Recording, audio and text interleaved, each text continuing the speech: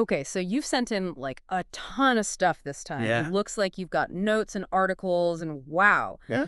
A really well-loved copy of Blake Snyder's Save the Cat. So clearly you're looking to like really get down to the core of screenwriting and how to craft a really successful screenplay. Absolutely. So let's dive in. Yeah, let's dive deep into this. This is rich territory. Yeah. We're gonna unpack some really fundamental screenwriting ideas based on what you've sent. Mm-hmm. And I think naturally a good bit of our focus is going to be on Blake Snyder's Save the Cat, the last book on screenwriting you'll ever need. Right. I mean, that image of the cat dangling there, it's almost like it dares you to figure it out. It really does. What's going on? It does. And that's really what we're aiming for in this deep dive, is to extract the most crucial insights from your notes, Right. from these excerpts, and to give you a solid grasp of the essential building blocks of screenwriting and a clearer path forward as you tackle this craft. So let's start right at the beginning with this cat that Snyder insists needs saving. Okay. What is the big deal? Let's unpack that Save the Cat idea. Okay. It's more than just rescuing a cute animal. Yeah. It's a core concept that the book really introduces as this moment early on where your hero does something and often literally saves a cat. Yeah. That makes the audience like them. Right. That makes the audience connect with them and makes us want to see them succeed. Yeah. Even when they're flawed, even when they mess up. Yeah. It's that crucial bond that you're looking to build. So it's about very quickly showing us who this person is at their heart. Yeah. And giving us a reason to root for them because you know you're going to spend a lot of time with this person. Exactly. And so you kind of need to like get on board with them early on. Yeah. And Snyder highlights, that this isn't just a throwaway moment. Yeah. He uses that great example from the beginning of the book with Al Pacino's character. Yeah, in Sea of Love. Yeah, in Sea of Love, where he's tracking a killer. Right. By looking for someone who responds to a personal ad. Right. With a very specific poem. Yeah, with like a particular poem, right? Yeah, what's fascinating there is how that action shows us something about the killer's personality. Right. Right, maybe there's a hidden romanticism there. Yeah. But it also tells us something about Pacino's character. Right. He's observant. Yeah. He's persistent. He thinks in unusual ways. Yeah. And it draws us in on more than just the plot level. Right. Right, it's that human level. Totally. Yeah. Yeah. And the way Snyder talks about this is it's not always literally saving a cat. No. But it's that kind of action where you're showing empathy. You're showing maybe a hidden talent or a vulnerability. The audience is going to connect with. So it's a small act that speaks volumes about character, but also helps to propel the story forward. Right. That makes a lot of sense. And it is that initial hook into the character. Now, once we've got our hero, or potentially likable hero, right, the next thing Snyder emphasizes is a good logline. Absolutely. He says a logline should tell you what the movie is about. Yeah. What's the central conflict, who is the central character is. Yeah. And even hint at the stakes, all in 10 minutes or less. Less than 10 minutes, ideally. Yeah, that's quite a challenge. It demands conciseness. Yeah. Absolutely. Yeah. But it's so vital. Yeah. Snyder breaks it down into 4 ingredients. Okay. You've got to have irony, so some unexpected twist or contradiction. You need a compelling mental picture, so it should create a very vivid image in your mind. Immediately. Audience and cost.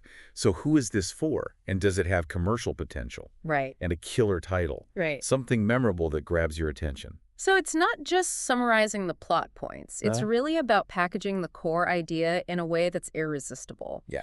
And the book gives us some really clear examples, like Die Hard. Yeah.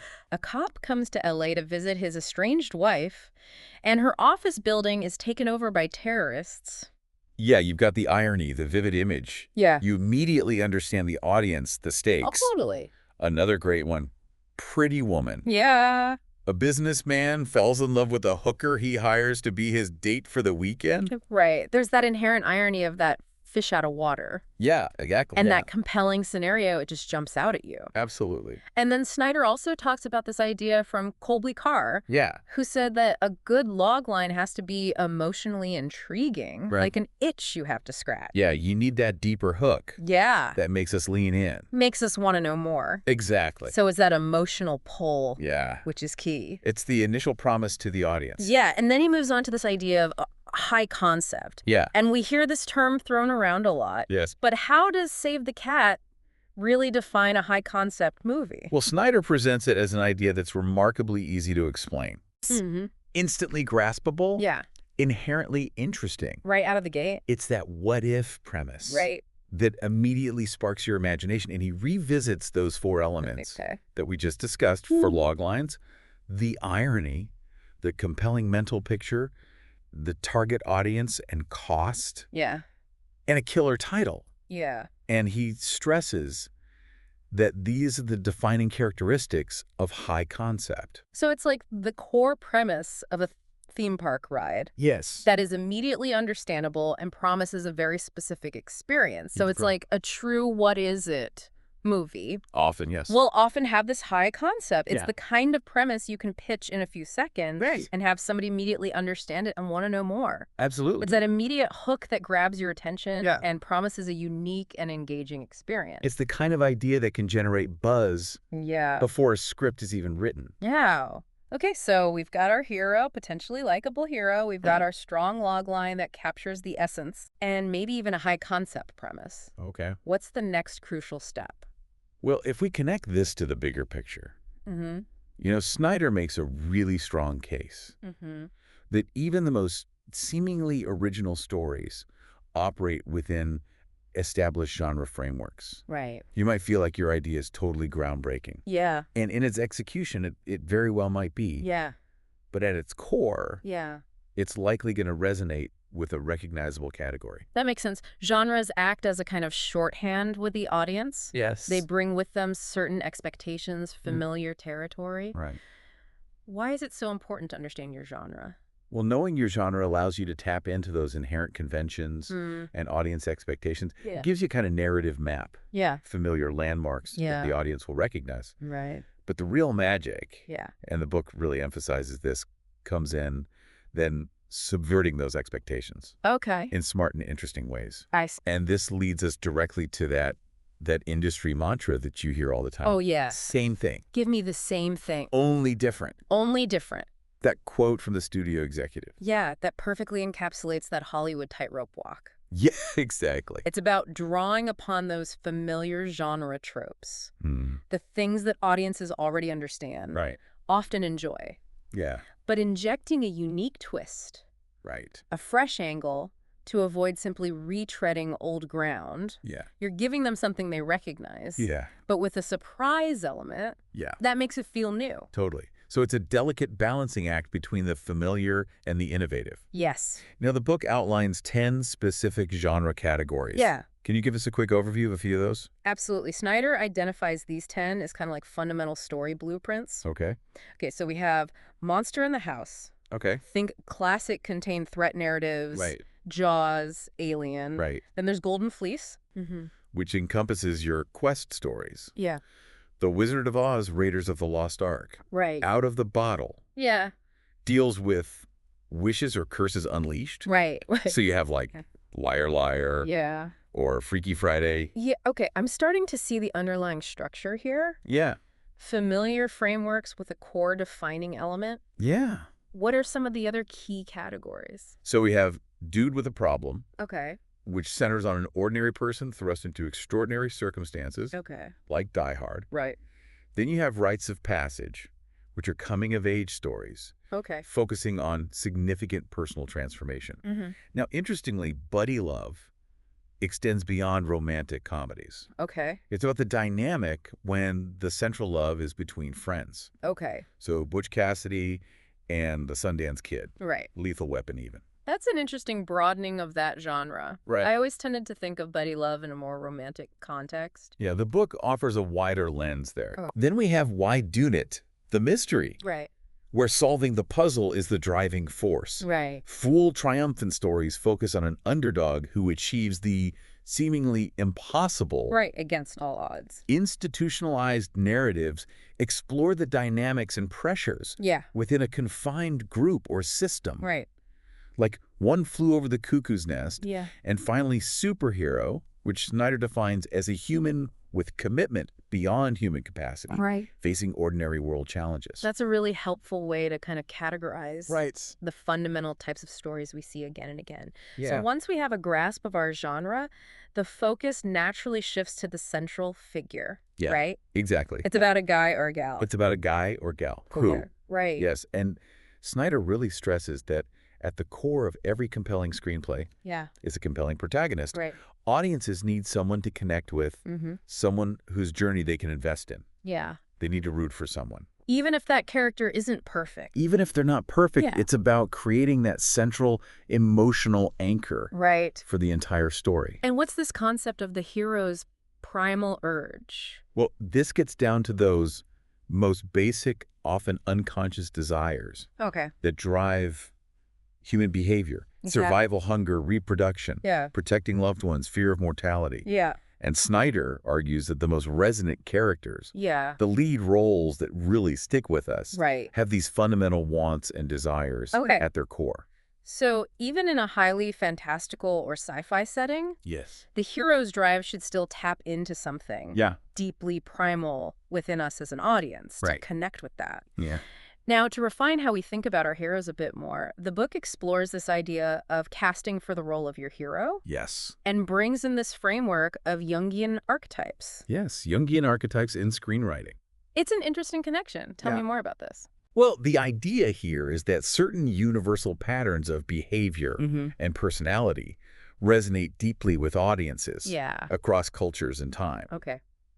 So Snyder suggests that certain actors often embody these recurring patterns. Right. And understanding these archetypes can be a really powerful tool Yeah. in crafting a hero Okay. that feels both familiar and engaging. Right. So these aren't rigid boxes, No. but rather these recurring patterns. Yes, patterns of human behavior Yeah. and motivation that we see again and again. And that resonate with audiences. Exactly. And he gives some great examples, like the cowboy. Okay. I think Gary Cooper, Yeah. Jimmy Stewart, Right. embodying rugged individualism, Yeah. strong moral code. Right. Then you have the everyman, Okay. like a Tom Hanks character, relatable, grounded. Mm-hmm. The lost soul, often seen in early Al Pacino wrestling with inner conflict. Right. The lover, maybe a Meg Ryan, Julia Roberts, Yeah. driven by connection and romance. Mm-hmm. And then the warrior, embodied by Bruce Willis, Yeah. Mel Gibson, Yeah. protector and fighter. So it's about tapping into those ingrained understandings of character types Yes. to create a more immediate connection. Yeah, it's a shorthand with the audience. Yeah. Exactly. Now, we've talked about the what's of the story, Yeah. the who of the hero. Right. Let's delve into the how, the structure. Okay. The book has a section called Let's Beat It Out. Yeah, structure is absolutely fundamental. Yeah. Snyder emphasizes that a well-structured screenplay provides a really solid foundation, a dependable framework Yeah. upon which to build your entire narrative. Right. It's what gives the story its shape, Right. ensures a satisfying journey for the audience. And to help writers achieve this, he introduces his now famous Blake Snyder beat sheet. Yes, the BS2. The BS2. It's very catchy. It is a very catchy name. Yes. It's a pretty common reference point in screenwriting these days. You hear it everywhere. I do hear it everywhere. So for anyone who might not be familiar, Right. what exactly is the BS2? So the Blake Snyder beat sheet is essentially a template Okay. that breaks down a typical 110-page screenplay Right. into 15 key beats or pivotal moments in the story, and it offers a roadmap for that narrative arc, Okay. suggesting what generally happens around what page number. Okay. It's a way to visualize the spine Right. of your story. So it's like a structural blueprint. Yes. Way to make sure that all the crucial plot points Yeah. are landing at roughly the right time. Yeah. And it all kicks off with the opening image. Okay. Right on page 1. Page 1. It's a visual that immediately sets the tone, hints at the film's themes, Yeah. and provides that before and after contrast with the final image. Okay. And then around page 5, you have the theme stated, Okay. where a character, often not the protagonist, Right. articulates the central message of the film, usually in a subtle way. Right. It's not like they're hitting you over the head with it. No, it's woven in there. Yeah. And then the setup occupies roughly the first 10 pages. Okay. And that's where we meet the hero in their ordinary world. Right. We get a sense of their situation and their potential flaws. So it's establishing the status quo Yeah. and planting those seeds Yes. of the conflict to come. Exactly. So what happens to disrupt that?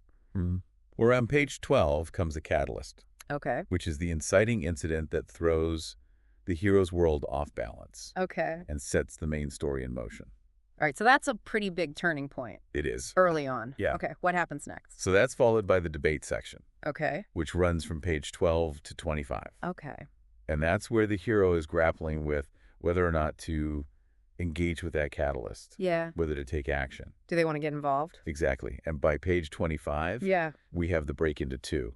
Okay. This is the moment the hero makes a decision, Yeah. steps into the new world Right. of the story. So that feels like a pretty natural progression. It does. Of escalating action. Yeah. What happens as we move into the middle of the film? Okay, so before we get to that true midpoint, Okay. around page 30, Snyder introduces the B story. Okay. Now, this is often a secondary romantic Yeah. subplot Right. or a significant relationship that mirrors the main theme. Okay. It offers a different perspective. Interesting. And then comes fun and games. Oh, yeah, this is the fun part. This is the fun part. This is what we're here for. This spans from page 30 to 55. Okay. And this is where the promise of the premise is really delivered upon. Right. This is what they're advertising in the trailers. Yes. This is the exciting stuff. Right, so it's where the promises made by the logline are actually fulfilled. Yes. For the audience. Exactly. Okay, now we hit the midpoint. Yeah. At around page 55. 55. Right, smack dab in the middle. Right. What makes this moment so significant? This is a crucial turning point. Okay. Often, you present a false victory here, Okay. where the hero thinks they've achieved their goal, but they haven't. Right, or it could be a low point. It could be a low point. That really raises the stakes. Yeah, and it changes the direction of the story. Right, it injects a new kind of energy. Yeah, a fresh surge of energy. Into the second half. Exactly. It's not just a continuation of the first act. No, it really is a pivot point. Yeah. Shifting the power dynamic. Right? Or revealing a new layer of the conflict. Yeah. Sometimes, in really complex narratives, it can even introduce a new plot twist. Yeah. That recontextualizes everything. Right, that makes sense. Yeah.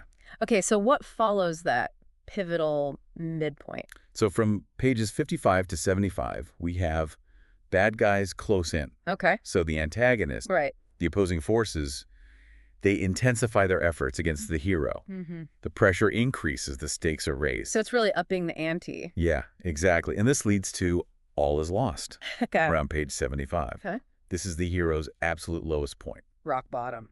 where it seems like all hope is gone. Yeah. Often involves a significant loss for the character. Yeah. Personal loss. Right. And following that dark moment, Yeah. we have the Dark Night of the Soul, which runs from page 75 to 85. Okay.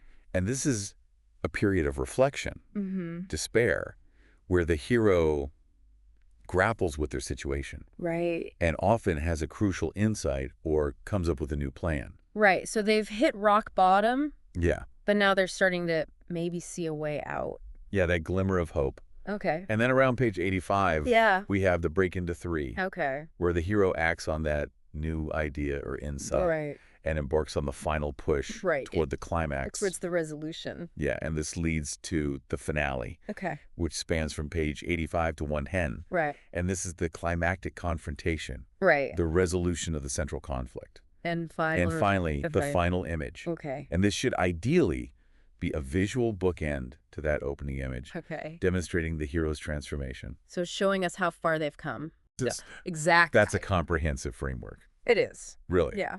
Now, the book also talks about card writing and visualizing this on the board. Yes. How does that fit in?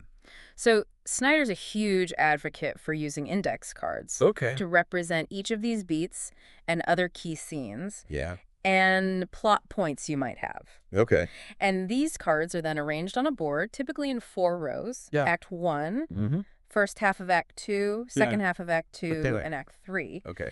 So this visual organization allows you to see the structure of your story at a glance. Yeah. Identify any pacing issues, missing elements, Yeah. and move scenes around Right. as you develop your narrative. It's a really tactile and intuitive way It is. to work with structure. Yeah. So it's about maintaining that overview Yeah. and making sure that all of those beats are landing. Absolutely. Now, even with this well-defined structure, Right. things can still go wrong in a screenplay, can't they? Oh, absolutely. The book has a section called What's Wrong with This Picture?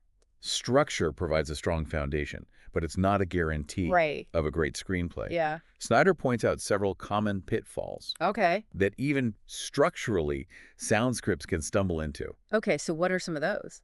So a big one is the hero has no goal.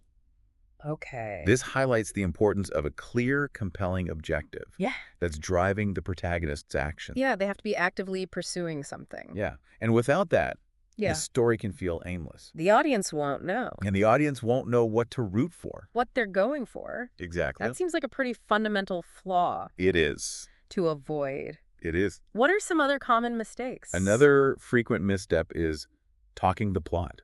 Oh, okay. Which is a classic screenwriting no-no. Yeah, I've definitely heard of that one. Yeah, and this is when characters spend too much time verbally explaining the story, their motivations or past events, instead of showing it through their actions. It's about showing, not telling. Yeah. Snyder emphasizes the power of visual storytelling. Right.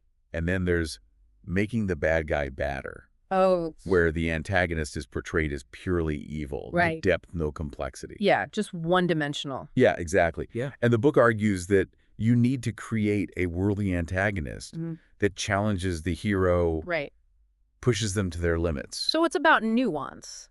It's about nuance. In those characters. Yeah, on both sides of the conflict. Yeah. And letting the story unfold organically through their actions. Right, rather than just having them tell us everything. Exactly. Okay, now towards the end of the book, Snyder lays out what he calls the immutable laws of screenplay physics. Yeah. That sounds pretty definitive. It does sound definitive. The bedrock principles. Well, he presents these as fundamental truths about screenwriting. That consistently contribute to successful storytelling. So what are some of these? Well, the first one, fittingly, is Save the Cat. Okay. You know, the audience has to like the hero. Right, or at least be on their side. At least want them to succeed. Yeah. And then there's less is more. Okay. Emphasizing the power of tight, concise writing. Every word counts. Right.